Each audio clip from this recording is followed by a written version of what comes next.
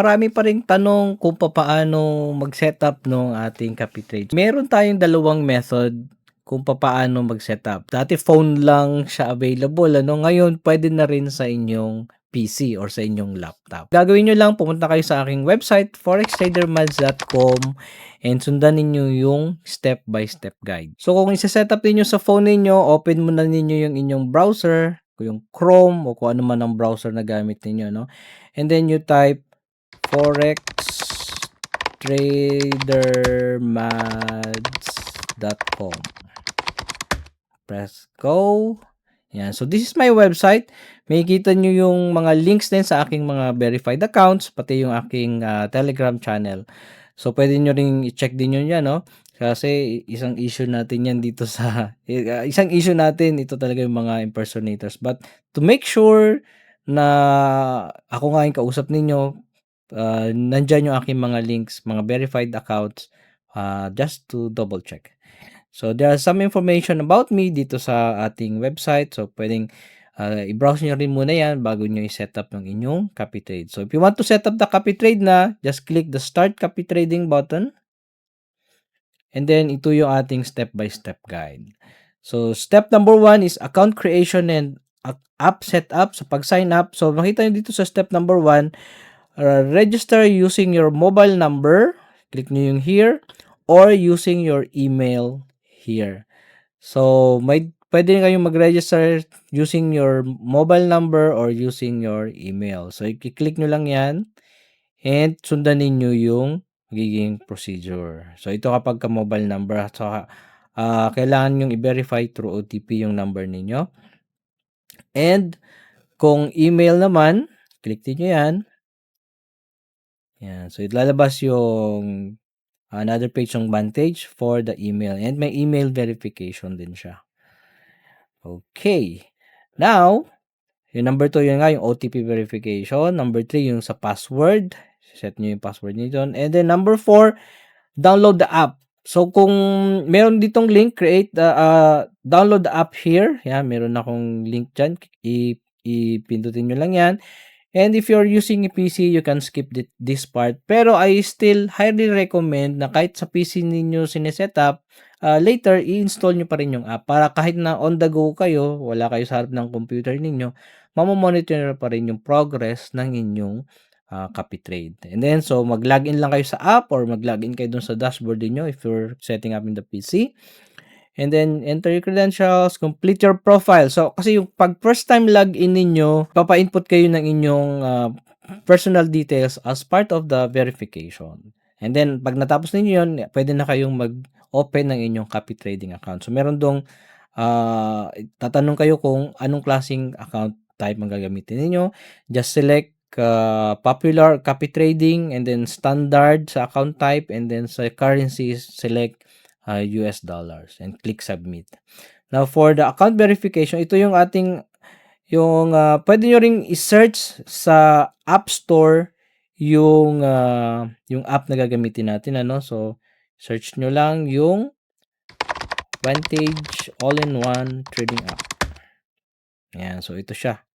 Yan, and then click nyo yan. So sa akin naka-install na kasi, so click nyo yung open or install. And ito na yung itsura niya. Ayan. So, balik tayo dun sa procedure.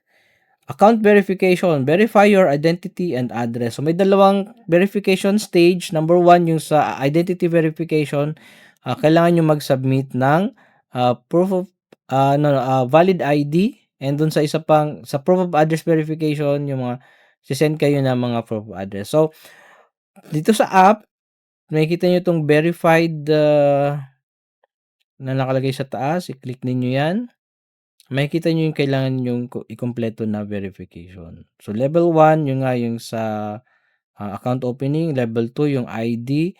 And then sa plus, yan yung level 3. That's proof of address authentication. Now, kapag ka-verified na, sa step number, anong step number na yan? Number 3, fund your trading account. So, once verified na kayo, pwede na kayo mag-deposit ng fund ninyo bago tayo makasetup ng inyong CopyTrade. So, sa pag-deposit, so doon sa app, punta kayo ng inyong profile, and then click niyo itong deposit. And then lalabas diyan yung mga, so una yung sa account. Saan kayong account magde-deposit. So make sure na copy trading ang nakalagay diyan. Kung hindi, click nyo 'tong, yan yung magso-switch ng account. So select niyo yung inyong copy trading. Kung wala pa kayong copy trading account diyan na naka-display, ibig sabihin hindi pa kayo nakagawa ng copy trading. So anong gagawin ninyo? So click niyo yun dun sa taas, usually nakalagay diyan is demo or live kapagka wala pa kayong copy trading, no? Yan, so click niyo yan sa taas, and then click niyo dito sa baba yung new live account, or yan, pag click niyo ng new live account, yan, dito sa platform, piliin niyo yung copy trading o yung popular, yan. And then sa account type, select STP, yung hindi cent, ha. And then sa currency, yan, tama lang yan, US dollar, additional note, that's okay. And then check ninyo, accept, and then submit. Yan. So, yun lang. And then magkakaroon kayo ng copy trading account. So, pag may copy trading account na, i-select niyo yan para siya yung maging active. So, makikita niyo pa naka-display dyan yung copy trading account. That means siya yung active na account. And proceed kayo dun sa inyong pag-deposit. So, pag-deposit, dapat nakalagay yung copy trading account. And then, sa deposit amount, ang ating minimum is $100 US dollars, and yung recommended is 500 and above US dollars. So, mas malaki yung inyong capital, mas malaki yung trade size na gagamitin. So, automatic na i-adjust yun ng system. Now, after nyo mag-deposit, pwede nang i-set up ang inyong copy trade. So, palit tayo sa procedure number 4. So, initiate copy trading. So, find Forex Trader Mods profile. So, hanapin nyo yung aking profile. So, punta kayo dun sa Discover. And then, search. Type natin dyan yung Forex Trader Mods. Forex Trader Mods Gold. Yan. So, yan siya. So, ito yung aking profile. Makikita nyo kung ilan na yung copiers, ilan na yung return niya in the past 3 months, ano yung risk level. Meron din siya yung daily returns, makikita ninyo. And then, click ninyo yung copy. Yan. So, sa copy mode, okay lang tong equivalent use margin. Ito yung proportional siya kung ano yung ginagamit kong risk, yun din ang magagamit yung risk. Sa investment, i-type ninyo yung inyong investment amount. Usually, may kita yan dito sa ilalim, no? Available investment. So, kung i-invest nyo lahat yun, gagamitin nyo lahat yun sa pag-copy sa akin, so yun na i-type ninyo. So, usually, yun yung total nung inyong balance at saka yung kung meron man kayong natanggap na deposit bonus. Yan. So, i-type ninyo dyan. And then, sa risk management, dun sa, click ninyo yan, yung stop loss. So, pwede nyo i-set ito from 25% to 50%.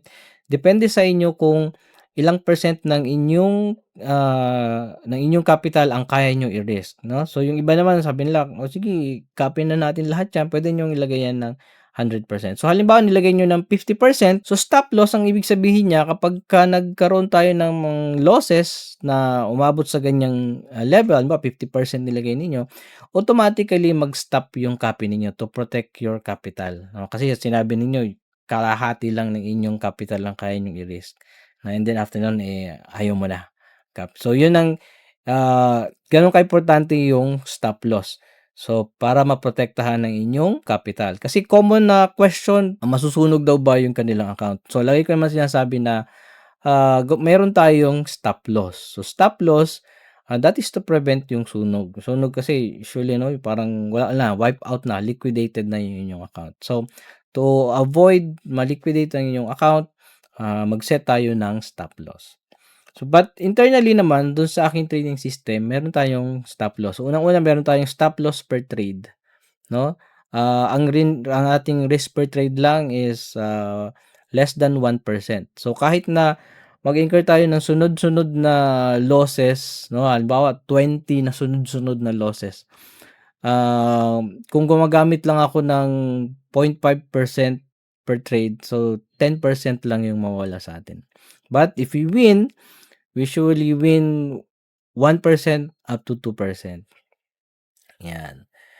Now, yung other settings naman sa lot roundup, okay lang yan naka-enable and open capitals. And yung take profit, i-disable nyo lang kasi ang ibig sabihin ng take profit, pag naabot nyo yung ganong level ng profit, mag-stop na kayong mag-copy. So, kung gusto nyo tuloy-tuloy lang mag-copy, i-disable nyo lang yan take profit. And then, you click submit. So, pag nag-click submit, meron kayong notification na successful na yung inyong pag-copy. But to double check, you go to orders tab dito sa app. Yan. So, makikita nyo yan dito yung inyong copy. And kung ilan na yung profit, ilan na yung losses, ano yung current trades kung meron man, at saka yung mga trading history, makikita nyo rin dyan. So, yun lang. And kung mayroon kayong mga questions, i-message nyo lang ako. And also, go to my website, forextradermads.com for more information.